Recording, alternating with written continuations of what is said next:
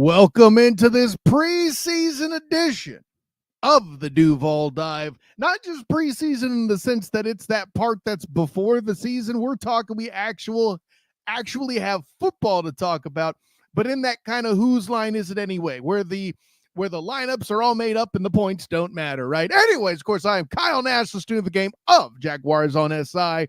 And listen, the the movement is already in place by way of make Travis Etienne great again, make Etienne great again. Mega is going on with the first touchdown all the way in the season so far, or at least of the year, I should say, not the season. And by the way, remember everyone, it is definitely preseason for everybody. Just ask Christian Braswell, who had that touchdown stolen from him. If you don't believe me, just check the tape. Just saying. Right. So with all that early silliness out of the way, of course, we have a signing to talk about. And of course, that preseason game for all the things that we liked and may not have liked as much that took place as the Jags did battle with the Chiefs in the 26-13 victory. But like I said, anyway, the points don't matter. But a guy who does matter in my life, my personal champion of BigCatCountry.com, Travis D. Holmes. What's going on, my friend? I'm doing well, brother. I'm I'm working on about 5 hours of sleep and burning them at both ends of the. Hey, we got to get this content out, baby. Big Cat Country. Heading up to Jacksonville, watching this exciting game between the Chiefs and the Jaguars. We're gonna get into it, but yeah, it's a great day. But I'm trying to get it in for you guys. Hey, listen, trying to be a family man on Sunday as well as a Jaguar fan, it's always its challenge, and it'll happen throughout the season. It's a thing we do here. But nonetheless, let's get off the ground here. You as the Jaguar, a member of the Duval Devout, Travis, the recent signing, of course, of one Tayshaun Gibson. I need your take on that, being ready. But by the way, I got to show love to the people here in the comments. Angelo Smith dropping the first Duval involving the actual football. And of course, a guy who should be on the cabinet if indeed we get the make Etienne great again campaign to be successful. Our guy, Michael Barber in the building. So yeah, I love it off the bat. We're getting the contributions. By the way, real quick apologies. We did kick off just a little bit late, but I promise you'll still get your 30 minutes of content out of us. We aren't union workers. We're not paid by the hour. Anyways, the signing of Gibson, like I know this is an older signing, or I shouldn't say an older signing, a player that's been on the roster before. But I mean, does this excite you that he's back in the building? What do you think? I won't say excitement because I'm not that guy. But I will definitely. I'm just not. I'm sorry. It is what it is. And my wife was pissed off when I wasn't excited about our wedding. I literally am not that guy. We've gotten into some heated conversations. No. We've had this conversation like when driving up to and from Jacksonville. I'm not the guy to get excited about anything until it happens. Until I see product, I need proof of concept. That's just who I am. So I'm not excited about the signing only because we'll see what happens in week 7 once his suspension is done and he's actually playing on the field, contributing in special teams, doing something along those lines. But for the moment, it's a positive signing from the perspective of Trent Baalke making, a very low risk move because he doesn't take up a roster spot again until week 7.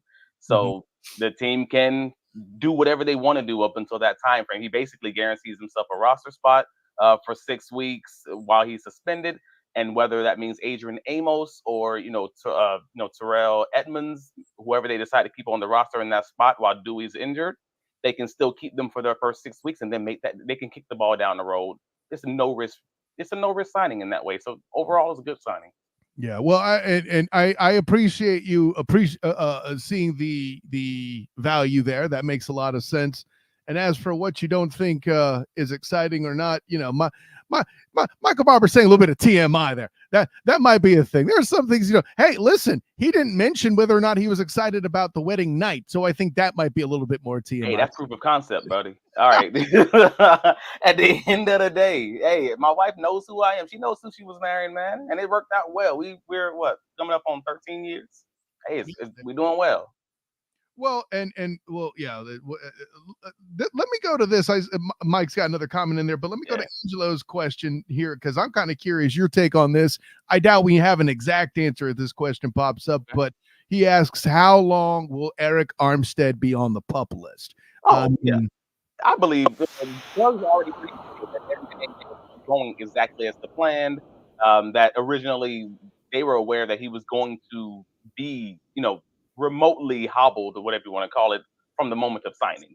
So Mhm. they already knew he was injured in the postseason of last year. Again, before the signing, they have the expectation that he was going to be ready to go by training camp. They didn't say when in training camp. So overall, it just sounds like they're just being cautious with him, and they don't seem to care as much that he's ready to play. As long as he's ready to play by week one, doesn't matter. So Yeah. before the season starts, the expectation should be that he's off the PUP list unless something went wrong within his recovery. Yeah, if he hits a setback, that's obviously a different question. And I feel like we would hear that if that happened. But Right. I mean, I've seen him, hanging out. I've seen him running around and everything else. Like he seems fine. He seems normal. It just seems like they're just being precautionary, like they are with Darnell Savage. They're just right, being cautious. these are both guys with more than 10 years of football under their belt too. I think Right. that's worth mentioning at the NFL level too, I might add. But I'll say this, Angelo, when will he be off the pup list? I'm going to say when the football counts. I have no reason to believe he'll take preseason snaps. This is just my opinion, and because they got guys they want to develop or get some reps in with, crap. Who's the other D tackle that's battling injury? Remind me, Oh Travis. yeah, Jefferson. Yeah, well, not just Jefferson, but the veteran too. Another veteran D tackle that's battling injury. It was a guy that was there last year. He had the back issue. Oh, Devon Hamilton. Thank you. They're looking at him too. They're going to probably Right, but he's playing. Right, at least he's playing. I give him that. Right, he's playing, and they want to get some film and see what they got with him if he's rehabbed well enough. Any of that stuff. Eric Armstead, relatively speaking, is a known commodity, and Yeah. we'll get to that. Okay, but I would say this. I if I have to make a guess, it's probably going to be before the week 3 game. The week 3 preseason game against what's the Falcons. Just because they already stated that the starters are going to play in that third game, and the starters aren't going to play in the week 2 game against Tampa Bay, and I kind of wouldn't expect him to come off the PUP this week. If he does, great. That's a great decision for them, but I don't know that that's necessarily where they're leaning. We'll see. But probably if he's going to take preseason snaps, it's going to be before the week 3 game. Yeah, I don't think he will at all. But yeah, you're right. If it happens, it's going to be in Atlanta, right? So yeah. There you go. Mike asking about, are you guys concerned about the whiff from Trayvon Walker in the game? He did a few times last season, had Wentz dead to rights. Listen, you're 100% correct. We'll address that later because it's going to be involved with some of the defensive evaluation, certainly from the very critical and skillful eye of one discerning eye, if you will, of one Travis D. Holmes. But before we get into that, listen, the people are here to talk about what they enjoyed. Obviously, we saw in the intro there Travis Etienne's touchdown, the first of the year, the first real step in the mega campaign, all of that. And by the way, another play, I want to talk about this first because it was another first, not just for the Jags, but for the entire league. And of course, that is the first kickoff with XFL style rules that the Jags had this season, and Parker Washington doing Parker Washington things, and it wasn't even involving catching a pass. So we're gonna show not tell here and run the clip here. So first of all, I love that they're doing Tank Bigsby in the back. He goes over here. He's going to be an important block down the line here. And just watching Parker Washington tear through this, I'm not here to say that. Yeah, exactly. I'm not here to say he's Jamal Agnew or anything like that. But this is a dude that could take Jamal Agnew's job if he could keep this up. This is an excellent first impression, and certainly a lot more we'll see. Again, we're not expecting Jamal Agnew to walk through the building, but yeah, this is going to be enough to be a serviceable special teams improvement. What do you think, Travis? Well, I mean, you don't have to be Jamal Agnew because, again, Jamal Agnew was great in doing it in one way. This is an entirely new thing. And you're seeing it. You're seeing running backs doing kick returns. You're seeing, I mean, and again, Jamal Agnew is kind of one of those, I won't say gadget bats, but he's not your prototypical receiver. And now you have someone like Parker Washington who can fill that same role, whether it's Devin Duvernay, whether it's a running back like Tank Bixby. Across the league, a lot of these guys are trying to figure out the best ways. And frankly, pat on the back to Jaguars special teams coordinator Heath Farwell. he seems to have cracked the code on this, man. Like I'm not gonna just I don't want to proclaim it on I don't want to proclaim any one thing on a preseason game, but the fact that you ended the game with the NFL's longest current kick return, and then you ended that same game with the third longest kick return in the NFL, Tank's kick return, and Yep. Parker's kick return was the longest on something that's kind of new, and we hadn't even seen one real explosive kick return across the league. I mean, you might be doing something right, sir. I'm looking forward to talking to him about that this week. Especially in a world where you have a coaching staff like the Chiefs who, like, say what you will, I know that they're not playing starters, et cetera, et cetera, et cetera, but you would expect guys to be more prepared and more coached up like this. Bonus points to the Jags coaching staff for getting that oops accidental safety to go through there too, because I have to admit, on first glance, I missed it too. And then they go do the replay. I'm like, oh snap, that is a safety. And I was a guy that was covering the XFL 3.4 for the entire season with the Orlando Guardians as a member of the 3-point conversion. So like, excellent work there for having that together. And whenever you're in a position to say that your guys out-coached Andy Reid's guys, that's a good day too. I'm gonna throw that out there. You know, I mean, they did it. They did outcoach, but it's always hard. I had this argument with. The context of special teams, by the way. I don't mean the whole game. Like, yeah. I would argue the whole game. Well, I mean, see, this was a conversation we had in the press box during the game because someone else mentioned that, hey man, this Kansas City team does not look well coached, and I'm like, I don't think they've been well coached for a while, and someone was like one of those famed outrage looks, and I'm like, understand the offseason that they've had off the field, understand everything that they've gone through, understand that, look at what their special teams look like across the board. The fact of the matter is they have a mutant at quarterback. And a lot of and that cures a lot of L's. That cures a lot of wrongs. Even when you miss, if you have that guy back there, you're probably going to be all right. So I'm not saying that the Chiefs are bad or anything like that, but I think the Jaguars did outcoach the Chiefs, and I think this game should have been a lot worse if the Jaguars wouldn't have been outplayed in some specific personnel areas that we got to get into. Yeah, there were certain coaching wins they had. We talked about that on Twitter with some good blitz calls and things like that late in the game. But yeah, you mentioned, of course, Patrick Lavon Mahomes II. I get it. Also, let's not, and I'm going to say this in a fashion that where you're going to have to agree with it because you didn't even bring them up. Probably the most underrated interior line core in the NFL. Just throwing that out there. You know, sure. Nobody wants to talk about Creed Humphrey. And listen, even though the man wore Crocs to the interview I had with him in Phoenix in the Super Bowl against the Eagles, he was still a badass and a very fun and intelligent human being. I'm just throwing that out there. No, that's fair. But no, the Jaguars, it's funny because a lot of people are talking about the performance of both the Jaguars offense and defense. Rightfully so. We got to talk about what we see on tape. And many people who want to give the Jaguars passes in certain areas also want to make sure we mention, hey, Tyson Campbell didn't play. Arik Armstead didn't play. The Jaguars are missing 2 of their 5 starting O linemen. And Devon all of these things, as we just mentioned, all that. Ezra Cleveland also a scratch, right? These things are objectively true. But also, the Chiefs were also missing their starting left guard. They were missing all-pro defensive tackle Chris Jones. Missing their middle linebacker, missing Justin Reed, their strong safety, missing their starting cornerback and both backup cornerbacks on the right side. Yeah. Everybody has an excuse not to ball out. At the end of the day, we can only judge what's on the tape, so we want to make sure we just have that conversation. As I said, the lineups are all made up and the points don't matter. Anyways, right. And by the way, anybody wondering why Chris Jones isn't playing and when I think he'll play, please see my response to Arik Armstead. Anyways, so, I wasn't going to go this direction immediately, but I see some good questions in the comments from Mike and Angelo here. Let's see. He mentions here that they also have Duvernay in waiting. Why didn't he kick return? Was it a case of we know? Yeah. Well, I'll answer the question this way, Mike. Who's to say that he won't return some kicks in 2 more preseason games? That's perfectly plausible. I think they had Parker Washington and Tank Bigsby doing it because those are going to be the primary guys that they have in mind come week 1 in Miami, right? And they need their reps first, So, yeah. With all that in mind, you could see Duvernay get a shot or 2. I would say maybe late game 2 and some point in week 3 as well.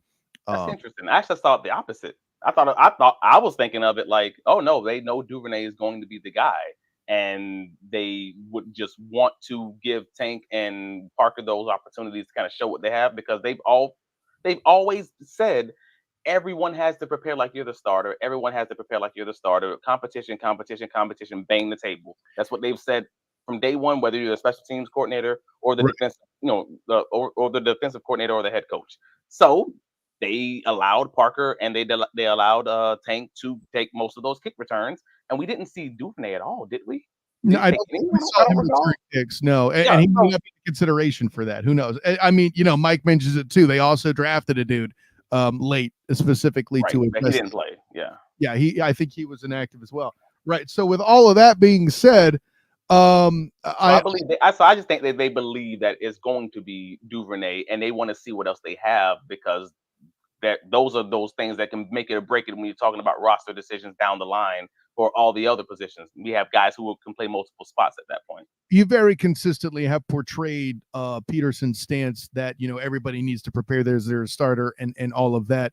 Yeah. You've done so in Twitter, on this show, probably at some point on BigCatCountry.com. Bing! So the only reason why I think this is different is this isn't just about physical opportunities or guys that can do it. This is a straight on revamp of the process. Guys have not done this before, so I get a Fair. world where he wants to get that out of the way, and especially next week, I wouldn't expect. It could be possible Parker Washington and Tank Bigsby both will be getting a lot more reps playing air quotes regular football, regular offense specifically, because with joint practices next week, you may not even see starters on Saturday against Tampa Bay in Everbank Stadium. No, you're right. You're unlikely to see him. I mean, Doug's already said it. So to that point, if we don't see it in practice, we may not see it at all. Actually, yes, I remember Doug saying that during it might have even been in minicamp where Travis D. Holmes asked Coach Peterson about how he was starting the guys. So Gotta get it out the way early. Yeah. Captain Insider handling the business up in here. But with a little bit more offensive prowess, we'll go to the defense soon enough and things about the offense we were not concerned about. But listen, I know it was one catch, but it was the biggest catch of the night, distance-wise. You already know where I'm going if you're a member of the Duval Dive. You see Travis D. Holmes nodding if you're watching on the Duval Dive YouTube channel. Bing! Which, by the way, subscribe! So with all that, let's show, not tell, about Brian Thomas Jr., BTJ, looking hip like the cool kids are. What I like the most about this, Travis, obviously he's in a position to where he's ahead of the corner. The right ball to the outside, down the sideline wins the day. However, CJ Beathard, I'm sorry, dude, was underthrowing things all bleeding night. Yes, I will be critical of him. Yes, I would currently put Mac Jones number 2, as I said would happen when we were talking in camp. Bing. So, but what I love the most is the adjustment. And basically, this was what we expected to see from Calvin Ridley last year and did not get. What do you say, sir?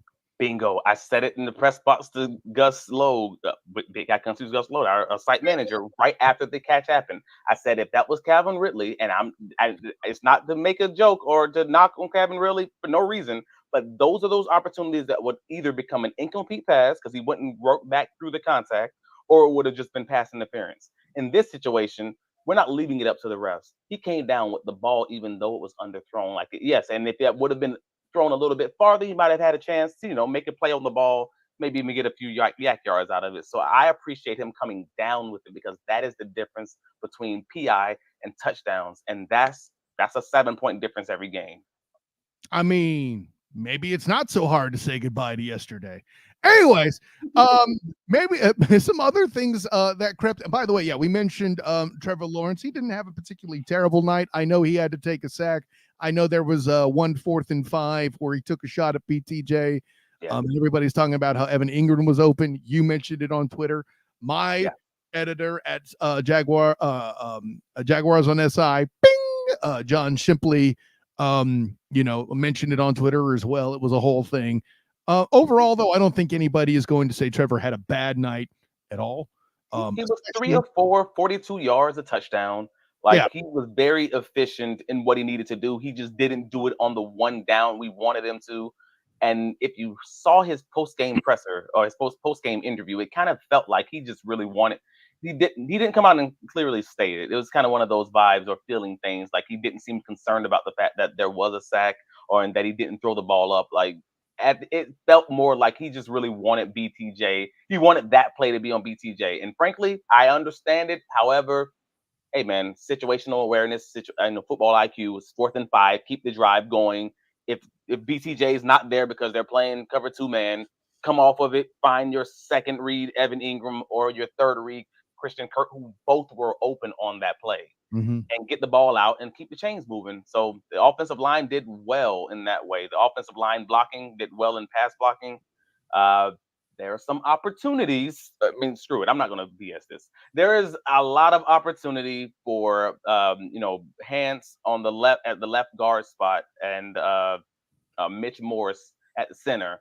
As far as run blocking was concerned, on that first and those second drives, it simply wasn't there. Hans did have one good pull block on, I think it was an outside zone that ETN made of like an 8-yard run on the second drive. But that first drive was Mitch Morris and Hans basically both being pushed back. I'm talking 1 to 2 yards back on each of those runs. They got to figure that out. They got to get that looked at and be better maybe when Ezra Cleveland comes back. Yeah, Ezra Cleveland being back, of course, would be a big part of that, obviously. But hey, listen, in a world where Tank Bigsby had a 19-yard run and went 3 for 28, you could do worse in the run game, and that's what I like too. I mentioned this, by the way, on my article on the top performers on Jaguars on SI. Bing! Tank Bigsby being a big deal in not just in the offense, but as well on special teams, throwing blocks and making a return that could have put points on the board if the Jags could move it more than friggin' 8 yards in 3 plays. Can somebody give Cooper Hodges his flowers, man? Like I don't hear a lot of people talking about him. And again, me and you were texting about it. I tweeted about it for a little bit on the socials. Rewatching the game, Cooper Hodges had a great game. I don't care. Like if you haven't heard anyone talk about it, talk to someone who watches the film, who looks at O-line play. Like I specifically looked at it because I was concerned with the way that Hans played on the other side earlier in the game. So I wanted to see how Cooper Hodges was playing. He played really well in the run game, and actually he just played solid overall. But not to mention that Luke Fortner, you may see everyone talking about him, busting a coverage or busting a block, having a mental error here and there. Mm-hmm. He had a good game. He really did. And I'm talking like actually in the run game. Like Luke moved folks. I'm gonna say he's like this bruiser, but he had a really good game, and I think that's worth noting since everybody's always been down him this whole offseason. Meanwhile, Mitch Morris had a pretty rough first 2 series. Right. I don't know that teams are coming out, or defenses specifically are coming out with game plans, but right now, if you're looking at this group without tape, you are worried about BTJ. You are worried about what they have there. And then amongst the backups, we've had conversations about how deep this receiver core is beyond the top 3 or 4. So again, if you're scheming that, you would be trying to dare them to run the football. And you're still getting good production from Darnus Johnson, rather. Sorry. Yes. And a lot of action there. So that's fair.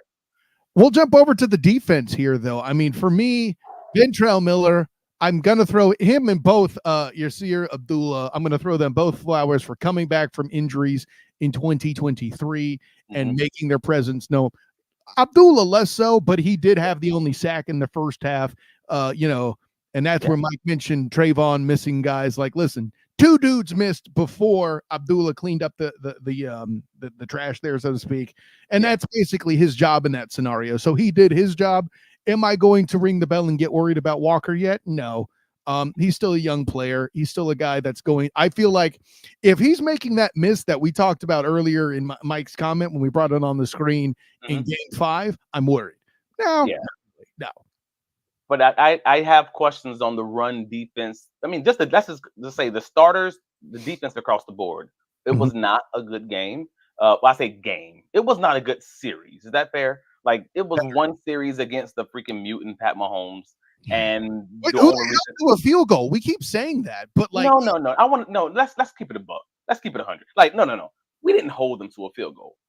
3 points were on the board. But they also dropped the ball that would have been a first down. He was wide open. I forget the receiver. Rashid Rice drops the ball that he's wide open. There's no one 3 yards around him, and he just drops it. Come on, man. No, that's not a hold. Like, they literally picked up like 12 yards, 10 yards, 8 yards, had a 1 yard run, and then dropped the ball. Like, they fumbled the bag. And let's call that what it is. I mean, listen, it wouldn't be the first time we saw that from a Chiefs receiver. My only point is, hey, I want to give the defense credit when credit is earned. Earning, I can't give you that. I'm not saying you held them to a field goal. No, they drove down the field at will, and they basically just bumbled over themselves and had to kick a field goal because they screwed up. But I want to see this Jaguars defense play to their potential of what I've seen in practice on a daily basis. That's what I'm looking for. That's a great point made. And listen, there's something to be said for taking advantage of an opportunity when given. But I personally was definitely very excited by the two guys I mentioned at linebacker. I mean, the big talk, of course.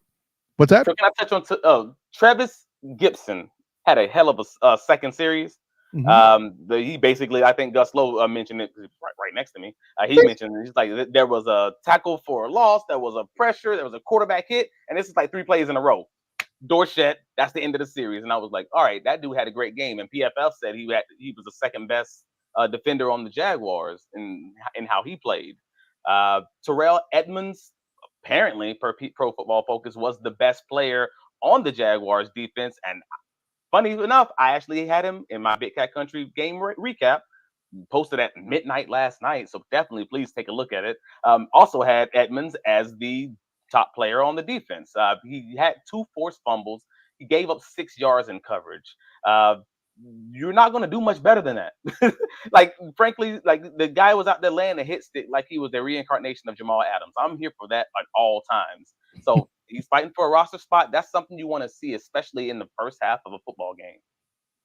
Yeah, I mean, but listen, we're getting deep into it. I'd have to ask you how you feel like Jarian Jones did. I know he's the guy who I was watching on defense to try to see what we got out of him. And the hard thing about corners is if there's not stats, that can be a good thing. So there's that. And I think there's an element of that, 100%. What say you? Bingo. That's really what it comes down to. He had an opportunity to almost get an interception on a tip ball. I believe that was by Breland. Breland speaks. And he barely missed that interception. But otherwise, I didn't see anything from him, like as far as him being challenged in the passing game. And a quiet day for a DB is a good day for a DB. I'm here for it. Yeah, I mean, listen, you say it just as well, if not better, than I could. But things that have to be said at this point, Travis, it's that time. Lord, tell the people where you can be found. Hey, we had a lot of special teams talk from the good comments we had here from Angelo and Mike in the comments, so I got to give them credit for that. Hey, man, it's not often that we get to talk about special teams and not mention our kicker who made a 64 and a 65-yard kick back-to-back in pregame and then barely misses his 62-yarder during the game. So, yeah. Tank Bigsby return. I mean, crazy stuff on special teams. Yeah, special teams is balling out of control right now. So, hats off to, again, Heath Farwell and that special teams unit. I can be found in all of my writings covering the Jacksonville Jaguars on BigCatCountry.com. As it's listed right here. Go to it, save it as your favorite. Stop getting, secondhand sports information from ESPN and all of these other guys who aren't even there. Like, come on, man. Talk to the people who are actually looking at what's going on the field, who are actually looking at the tape, who are actually in the building. Come on. Travis D. Holmes on Twitter. Follow me, Facebook, etc. All of those places, I'm going to definitely interact with you guys. I'm here to talk Jaguars football at all times because this is not only do I cover the team, I am in the mug. I am a fan like you guys. Come on, Mr. Nash, where can you be found, sir? And for those of us who aren't members of the Duval Duval, we still hope they do well because I like covering playoff football. Of course, I am Kyle Nash, the student of the game. You can find me on Twitter, Instagram, and Threads at the SOTG. Also find me on Facebook as the student of the game. Check out my writings with Jaguars on SI, the Black and Gold Banneret, as well as my work with the 3-point conversion. Check out the Student of the Game podcast Wednesday nights at 9:00. This week, we are previewing the AFC East, which includes Miami. So you may want to check that one out. And then also my work with the Orlando Magic will be coming up here sooner than later at some point. So for Travis D. Holmes, special thanks to Mike Barber and Angelo Smith in the comments. Until next time, everyone, class dismiss. Wait a minute, we don't do the music yet. Hold on. There we go.